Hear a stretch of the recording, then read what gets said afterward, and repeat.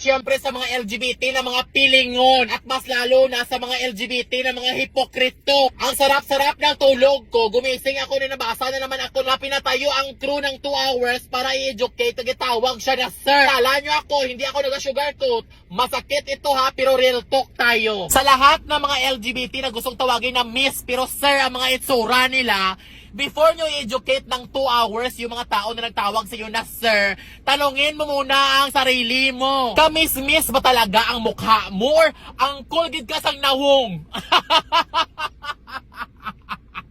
Diba? Mag-demand ka ng miss, wala man yan problema. Pero paano yan siya kung sa first glance pa lang, daw barako ka?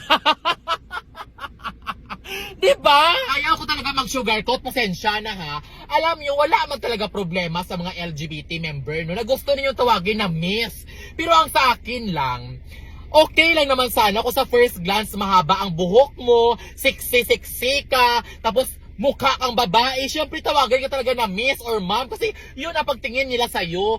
Pero paano ka makademand sang miss or ma'am kung sa first glance pa lang ng waiter, day, barako ka pa kaya sa crew, angkol ka pa kay Chito sa Mutina. Magpasalamat ka na lang na sir ang tawag sa'yo, wala kagi, boss, ano man ang order mo, boss? Inday, naiintindihan ko naman na gusto nating tawagin sa tamang pronoun na gusto natin itawag sa mga sarili natin.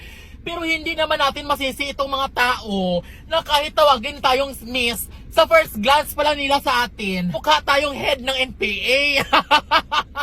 Sarili ko, gustong-gusto ko ba natawagin ako na miss? Pero wala akong magawa kasi sa first glance pa lang nila sa mukha ko, boss ang tawag nila kay daw head man ko sa Abu Sayyaf. Tapos ano gina-expect mo? Ha? Gina-expect mo na lahat ng mga tao sa palibot mo, responsibilidad nila na pag-aralan ang pronoun mo? Yung mag-demand ka ng karapatan na respetuhin ka at i-acknowledge ka ng mga tao sa palibot mo, maiintindihan ko yan dahil karapatan mo yan, deserve mo yan. Pero yung mag-demand ka na iba responsibilidad mo sa mga tao sa palibot mo na pag-aralan nilang LGBT, kay LGBT ka, nasaan ang utak mo? Ano ka? Hindi ka pwede na mag-demand na kung gaano kalawak yung alam mo about sa LGBT at sa mga pronoun na yan. Lahat ng mga tao sa palibot mo, dapat gano'n din kalawak ang alam nila sa LGBT. Ikaw normal na alam mo lahat kasi LGBT ka. Pero yung mga straight na mga tao sa palibot mo, ano gina-expect mo na may alam sila about sa LGBT? Ano pakialam nila? Ikaw na LGBT, normal lang talaga na pag-aralan mo about sa LGBT, everything about LGBT, about sa pronoun na yan. Kasi LGBT ka, makarelate ka, pero wag mo yan i-expect sa mga tao sa palibot mo na hindi LGBT dahil wala silang pakialam. Bilang isang LGBT, masakit man na isipin yan, pero yan ang realidad. Normal na normal sa isang tao talaga na hindi niya pakikialaman at hindi niya pag-aaralan ang mga bagay na hindi siya makarelate, ang mga bagay na wala siyang pakialam at walang silbi sa buhay niya. Ikaw bilang isang LGBT, alam mo ba kung ano ang tamang tawag at alam mo ba kung ano ang dapat na gawin kung mag-menstruation ang isang babae? Di ba hindi? Wala ka pakialam na pag-aralan ang mga bagay na yan kasi nga hindi ka makarelate.